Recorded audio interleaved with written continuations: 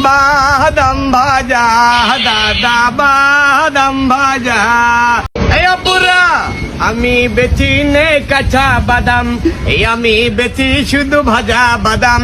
এই বাদাম বাদাম দাদা ভাজা বাদাম, বাদাম ভাজা দাদা বাদাম ভাজা। আরে কত সুন্দর এক বাদাম ভাজা, এতে পাবেন গরম মশলা, ঝাল ঝাল মশলা বাদাম ভাজা। এ ভাইয়া আমার বাদামের নাম ছিল কি জানেন? টিপটা বাদাম নাইজেরিয়া বাদাম ভাজা দাদা বাদাম ভাজা।